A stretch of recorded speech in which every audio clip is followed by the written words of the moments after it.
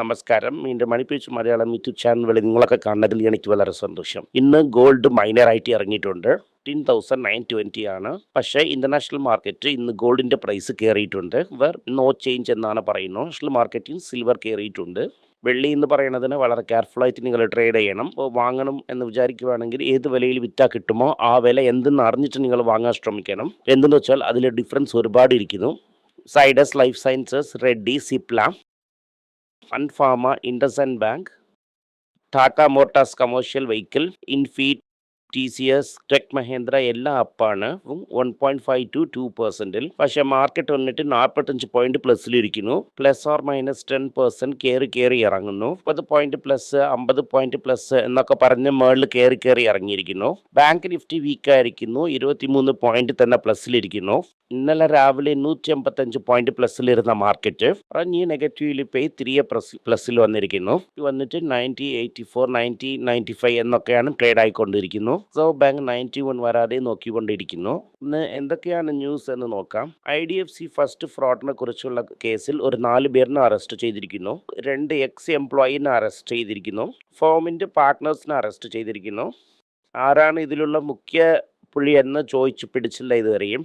പക്ഷേ പെട്ടെന്ന് അത് പിടിക്കാൻ സാധ്യത ഉണ്ട്. കാശൊക്കെ എത്തിയിട്ടുണ്ട്. അതിനുശേഷം IDFC എങ്ങനെയാണ് റിക്കവറി ആകാൻ പോകുന്നു എന്നതാണ് ഇവിടുത്തെ ചോദ്യം. പ്രൊവിഷൻ ഇന്ന് ഇടുവാണെങ്കിൽ കാശിനെ റിക്കവറി ചെയ്തുകൊണ്ട് പ്രൊവിഷൻ ചെയ്തു എന്നാണ് അർത്ഥം. ലാസ് എന്ന് പറഞ്ഞ് റൈറ്റ് ഓഫ് ചെയ്യുവാണെങ്കിൽ ലാസ് തന്നെ. പ്രൊവിഷണൽ ലാസ എന്ന് നോക്കണം. IDFC സ്റ്റോക്കിന്റെ വില 3.5% കയറിയിരിക്കുന്നു. ഷാപ്പോന്തി 11 ഗ്രൂപ്പ് 25,000 കോടിയാണ് ബോണ്ട് ഇടാൻ പോകുന്നു. ലോവർ ആയിരിക്കും. നോർമലായിട്ട് 12-13 എന്നിരിക്കുന്ന റേറ്റ്. ഈ പ്രാവശ്യം കുറച്ച് കുറയും. ആഫ്റ്റർ സൺസിന്റെ സ്റ്റേക്ക് സെയില് ഇരിക്കുന്നു. അത് പോകും എന്ന ഒരു ലെവലിലാണ് ഇരിക്കുന്നു. സൈഡസ് ലൈഫ് സയൻസസ് വന്നിട്ട് മിഗ്ലൂറ്റേഡ്, അതായത് ആൻറ്റി ഒബേസിറ്റി ഡ്രഗ് ലോഞ്ച് ചെയ്യാൻ പോകുന്നു എന്നൊക്കെയാണ് അവർ പറയുന്നത്. റീയൂസബിൾ ഇഞ്ചക്ഷൻ നിറച്ച് ചെയ്യാൻ പോണതായിട്ടാണ് ഇപ്പോൾ ന്യൂസ് പറയുന്നത്. റെഡ്ഡി വന്നിട്ട് ഒബീഡ എന്ന പേരിലാണ് സെമിഗ്ലൂറ്റേഡിനെ ലോഞ്ച് ചെയ്യാൻ പോകുന്നു. ഇതും അവർ വന്നിട്ട് 60% ചീപ്പറായിട്ടാണ് ലോഞ്ച് ചെയ്യാൻ പോകുന്നു. HCC പ്രോബ് ക്ലോസ് ആയി. TCP പ്രോബ് എന്തിനെന്ന് വെച്ചാൽ ഡോക്ടേഴ്സിന് ലഞ്ചം കൊടുത്തിരിക്കുന്നു എന്ന പ്രോബിന് അത് ക്ലോസ് ആക്കിയിരിക്കുന്നു. ഇറ്റ് ഈസ് സെൽ ഓഫ് വന്നിട്ട് ഒരു ഓവർ റിയാക്ഷനാണ് ഇവിടെ. ഇതൊക്കെ അങ്ങനെ കൊലാപ്സ് ആകത്തില്ല എന്ന് സഞ്ജീവ് പൈലി ITC പറഞ്ഞിരിക്കുന്നു. ITCയിൽ ഒരു വലിയ സബ്സിഡറി ഇരിക്കുന്നു. അത് IT കമ്പനി ആയതുകൊണ്ടാണ് അത് പറഞ്ഞിരിക്കുന്നത്. TCS അവർ സീനിയേഴ്സിൻ്റെ അടുത്ത് പറഞ്ഞിരിക്കുന്നത് AI കുറിച്ച് പഠിക്കണം എന്നാണ്, അല്ലെങ്കിൽ അപ്സ്ലേറ്റ് ആവാനാണ് പറഞ്ഞിരിക്കുന്നത്. CLSA എന്ത് പറയുന്നു എന്നാൽ കൺസൾട്ടിംഗ് സർവീസസ് ബൗൺസായി 3,600 പോകുമെന്ന് പറഞ്ഞിരിക്കുന്നു. നിങ്ങൾ ലോവസ്റ്റ് പോയിന്റിൽ കൺസിഡർ ചെയ്തിരിക്കുവാണെങ്കിൽ ഇവിടെ നിന്ന് ഒരു 1000 രൂപയ്ക്ക് മുകളിൽ പോകാൻ്റെ ചാൻസ് ഒരുപാടുണ്ട്. ഇവിടെ നിന്ന് 2,000 താഴെ ഇരിക്കുവാണെങ്കിൽ കിട്ടുന്ന സമയമൊക്കെ 1 എന്ന് കൺസിഡർ ചെയ്തുകൊണ്ടേ പോണതാണ് കൊള്ളാം. മുത്തൂട്ട് മൈക്രോഫിൻ വന്നിട്ട് മുത്തൂട്ട് ഫിൻകാർപ്പിൻ്റെ ഒപ്പം ശ്രീയാണ് വിത്ത് ഈ ജോയിൻറ്റ് ലയബിലിറ്റി ഗ്രൂപ്പ്. അങ്ങനെയെന്ന് വെച്ചാൽ ആ ലേഡീസ് സെൽഫ് ഹെൽപ്പ് ഗ്രൂപ്പിന് കൊടുത്ത എക്സ്പോഷറിന് വയ്ക്കാൻ പോകുന്നു. എന്തെന്ന് വെച്ചാൽ അതിൽ നിന്ന് കറക്ഷൻ വരുന്നത് വളരെ കുറവായിരിക്കുന്ന പോലെ തോന്നുന്നു. എൻ്റെ പാരൻറ്റ് പ്രസിം വന്നിട്ട് ടാഗി എന്ന് പറഞ്ഞ് മുമ്പേ ഇരുന്ന് സെബി ചീഫിനെ അകത്ത് കൊണ്ടുവരാൻ പോകുന്നു. ഒക്കെ വിളിച്ചുകൊണ്ട് വന്നാൽ കൂടെ എവിടെ നിന്നാണ് കാശ് വരാൻ പോകുന്നു എന്നത് ഒരു ഇമ്പോർട്ടൻ്റ് ആയിട്ടുള്ള കാര്യമാണ്. റവന്യൂ മോഡലേ ഇല്ല. ഹോട്ടൽ ബുക്ക് ചെയ്ത ഹോട്ടൽ ഇരിക്കുന്നതില്ല. ഇതുപോലത്തെ ഒരു കമ്പനിയെ നിങ്ങൾ ലിസ്റ്റ് ചെയ്യണത് എന്നത് ജനങ്ങളെ പറ്റിക്കുന്നു എന്നതാണ് എൻ്റെ ഒരു ഒപ്പീനിയൻ. പേടിഎമ്മിൻ്റെ പേരിനെ മാറ്റി ബൈജൂസ് കാണാതെ പോയി മറ്റു കമ്പനികളും പെട്ടെന്ന് കാണാതെ പോകും. ഇനി എപ്പോഴാണ് പ്രോഫിറ്റ് ചെയ്യാൻ പോകുന്നു എന്നത് അറിയാൻ പറ്റുന്നില്ല. സൊമാറ്റോയിൽ ഫൗണ്ടർ വന്നിട്ട് ഗോൾഡൻ പാരഷൂട്ടിനെ എടുത്ത് അമ്പയിലിരുന്ന് ജമ്പ് ചെയ്ത് പറന്ന് വെളിയെ ചെന്നിരിക്കുന്നു. ചോദിച്ചാൽ ഞാൻ ലാഞ്ചിവിറ്റിക്ക് വേണ്ടി ഇന്നൊരു സ്റ്റോക്കിൽ നിന്ന് വാങ്ങാൻ ഓടിപ്പോയിരിക്കുന്നു എന്നാണ് പറയുന്നു. ഇതൊക്കെ നിങ്ങൾ വളരെ സൂക്ഷിക്കണം. 198 IPO ആണ് ടോട്ടലായിട്ട് വന്നിട്ടുള്ളത്. IPO പറയുമ്പോൾ പറയുന്നു 35 ലാഭം.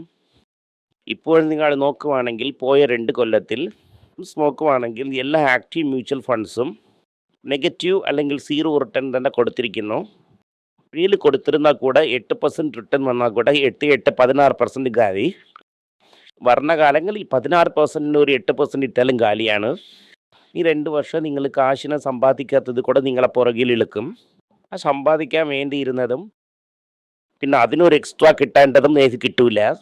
കാരണം തന്നെ 2 കൊല്ലം കൊണ്ട് നിങ്ങളടുത്ത് പറഞ്ഞുകൊണ്ടിരിക്കുന്നു ഈ ഫണ്ടിൽ നിന്ന് വെളിയിൽ വരാൻ പറയുന്ന കാരണം ഇതാണ്. LIC മ്യൂച്വൽ ഫണ്ടും ചേർത്ത് ഈ ക്രാഷ് എന്ന് പറഞ്ഞ് 1 ലക്ഷം കോടി അങ്ങനെ പോയിരിക്കുന്നു. LIC ഏജന്റിന്റെ ഫോൺ നമ്പർ ഇരിക്കുവാണെങ്കിൽ ചോദിക്കുവാണെങ്കിൽ അറിയാം ലാസ് ആണ്.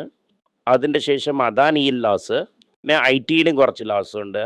അപ്പോൾ LIC മ്യൂച്വൽ ഫണ്ടും നിങ്ങളെ പോളിസിക്കാരർക്കും എന്ത് സ്ഥലത്തിട്ടാണ് കാശ് ഇവർ നോക്കിയിരിക്കുന്നു എന്ന് ചോദിച്ച് പറയുവാണെങ്കിൽ അത് നന്നായിട്ടിരിക്കും. എന്തെന്ന് വെച്ചാൽ ഗോൾഡ് വാങ്ങിയില്ല, ഇത് കാരണം ഓവറോളായിട്ട് പ്രോബ്ലത്തിലാണ് ഇരിക്കുന്നു. IT ബീനെയും തലയിൽ കെട്ടിയിരിക്കുന്നു.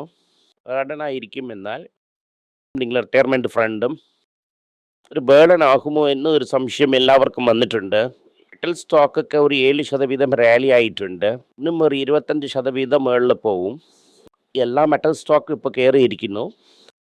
ലെവലിൻ്റെ മുകളിൽ കയറുവാണെങ്കിൽ അതിൽ ഏതൊരു അർത്ഥവുമില്ല. അതുപോലെ തന്നെ ശ്രീറാം ഫൈനാൻസും വെളിയിലുള്ള ആൾക്കാർ അകത്ത് വന്നിരിക്കുന്നു. ജപ്പാൻകാരൻ എന്ന് പറഞ്ഞു 52 വീക്ക് ഹൈക്ക് ചെന്നിരിക്കുന്നു. ഇതൊക്കെ മാർക്കറ്റ് ലോ ആയിരിക്കുമ്പോൾ ബജാജ് ഓട്ടോ, ടാറ്റ സ്റ്റീല് ഈ കമ്പനിയൊക്കെ 52 വീക്ക് ഹൈക്കാണ് ചെന്നിരിക്കുന്നു. ശ്രീറാമിനെയാണ് ഞാൻ പറഞ്ഞത്. ശ്രീറാം, ബജാജ് ഓട്ടോ ആൻഡ് ടാറ്റ സ്റ്റീലൊക്കെ 52 വീക്ക് ഹൈയിൽ എടുത്തിരിക്കുന്നു. ഇത് പ്രാവശ്യം ഈക്വിറ്റി സിപ്പ് ഫ്ലോ കുറഞ്ഞിരിക്കുന്നു.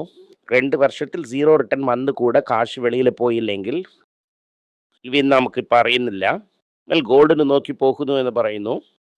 ഒക്കെ കാശിന് എടുത്തുകൊണ്ട് പോകുന്നത് കുറഞ്ഞിരിക്കുന്നു. ഇത് കാരണം ഗവൺമെൻറ്റിൻ്റെ 5% ടാക്സ് വന്നിട്ട് വളരെ സക്സസ് ആണ്.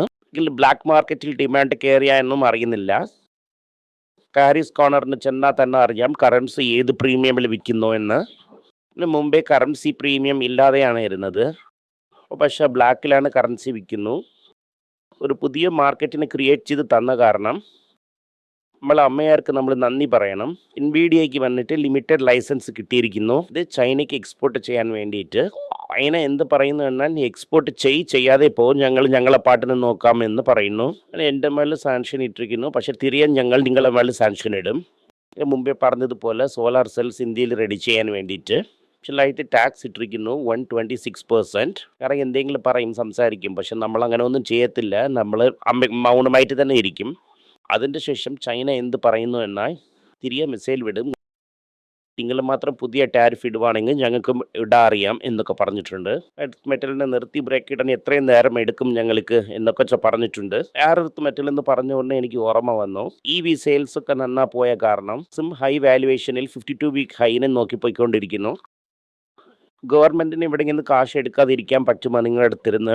IRFCയിൽ വന്നിട്ട് 104 രൂപയ്ക്ക് വിറ്റ് തലയിലിരുന്ന് 2700 കോടിയാണ് എടുക്കാൻ പോകുന്നു. RFC വില കുറയും, 120 രൂപ വരയ്ക്കും ഇരുന്നു. ഇപ്പോൾ 100 രൂപയ്ക്ക് വരും. പാവം റീറ്റെയിൽ കാശ് ഉണ്ടാക്കാൻ വിചാരിക്കുകയാണെങ്കിൽ അമ്മയ്ക്ക് അത് ഇഷ്ടപ്പെടത്തില്ല. കാരണം റേറ്റിനെ കുറയ്ക്കാൻ വേണ്ടി അതിനെ വിറ്റു. ഇതിപ്പോൾ ഒരു പുതിയ വിശ്വരൂപം എടുത്തിട്ടുണ്ട്. ഇത്രയും ദിവസം നമ്മൾ OpenAI കുറിച്ചാണ് നമ്മൾ സംസാരിച്ചുകൊണ്ടിരുന്നു. ഇപ്പോൾ Claude.comനെ കുറിച്ചാണ് സംസാരിക്കുന്നു. Claude.comൻ്റെ വില 26,000 രൂപയാണ് ഒരു വർഷത്തിന്. ഇതിലിപ്പോൾ എന്ത് ന്യൂസ് എന്നാൽ ഇന്ത്യയുടെ ടോട്ടൽ മാർക്കറ്റ് ക്യാപ്പ് ഇന്ത്യയുടെ top 4 Infosys, TCS, HCL, Wipro എല്ലാം ചേർത്ത് മാർക്കറ്റ് ക്യാപ്പ് വരുവാണെങ്കിൽ അതിനും വലുതായിട്ടിരിക്കുന്നു. ഇതിനെക്കുറിച്ച് നിങ്ങൾ അറിഞ്ഞ കാര്യം എന്തെന്ന് വെച്ചാൽ $1 ബില്യൺ മേലാണ് വാല്യുവേഷൻ. നമുക്കൊരു നല്ല ന്യൂസുണ്ട് വെച്ചാൽ നമ്മളിതിൽ ഗൂഗിൾ വെച്ചിട്ടുണ്ട്. ഗൂഗിൾ വന്നിട്ട് ഒരു സിഗ്നിഫിക്കൻറ്റ് മൈനോറിറ്റി സ്റ്റേക്ക് അതിൽ വെച്ചിരിക്കുന്നു. ഇതൊക്കെയാണ് ഇന്നുള്ള മുഖ്യ വാർത്തകൾ. മീഡിയയുടെ റിസൾട്ട് മാർക്കറ്റ് എക്സ്പെക്റ്റ് ചെയ്തതിനെക്കാട്ടിലും വളരെ ബെറ്ററായിട്ട് വന്നിരിക്കുന്നു. അങ്ങനെ ഇരുന്നും ഫ്യൂച്ചേഴ്സ് മാർക്കറ്റ് അവിടെ ആടിക്കൊണ്ടാണ് ഇരിക്കുന്നു. അവിടെ അത് സ്റ്റഡിയായി അല്ലാതെ ആടിക്കൊണ്ടിരിക്കുന്നത് നോക്കുമ്പോൾ നമ്മളെ മാർക്കറ്റ് അങ്ങനെ തന്നെ ഇരിക്കുമോ എന്നൊരു സംശയമുണ്ട്. കാരണം 26,500 ഇപ്പോൾ മാർക്കറ്റ് ഉറയ്ക്കുന്നത് പോലെ എനിക്ക് തോന്നുന്നില്ല. ഇന്ന് പുലി വരുന്നു എന്ന് പറയുന്നത് പോലെ FIA വരുന്നു എന്ന് നമുക്ക് കഥ പറയുന്നു. ബൈനോക്കുലർ വെച്ച് തേടിയാൽ FIA കാണാൻ പറ്റുന്നില്ല. അത് വരണ പോലെ ഇല്ല. ഗവൺമെൻറ്റിന് വളരെ അടുത്തിരിക്കുന്ന ഒരു FIA മാത്രം പബ്ലിക് സെക്ടർ ബാങ്ക് സ്റ്റോക്കിനെ വാങ്ങി ചെക്കുമ്പായിട്ട് മുകളിൽ നിർത്തിയിരിക്കുന്നു. എന്നെ അവർ കഴുത്തി വിടാൻ പോകുന്നു എന്ന് അറിയാൻ പറ്റുന്നില്ല. താഴെ ഇറങ്ങും. അല്ലാതെ അതിനൊരു മ്യൂച്വൽ ഫണ്ടിൻ്റെ തൈൽ കെട്ടിയുണ്ട്, അതിനെ നിങ്ങളെ തൈലാക്കാൻ റെഡിയായിരിക്കുന്നു. വളരെ കെയർഫുള്ളായിട്ടിരിക്കണം. നന്ദി, നമസ്കാരം. എന്തെങ്കിലും നിങ്ങൾക്ക് സംശയമുണ്ട്, എന്നെ കോൺടാക്ട് ചെയ്യണമെന്ന് നിങ്ങൾ വിചാരിക്കുവാണെങ്കിൽ താഴെ കൊടുത്തിരിക്കുന്ന മെയിൽ ഐഡിക്ക് നിങ്ങൾ മെയിൽ അയക്കാം. ഞങ്ങളുടെ ടീം നിങ്ങളൊപ്പം കോൺടാക്ട് ചെയ്യും. Thank you.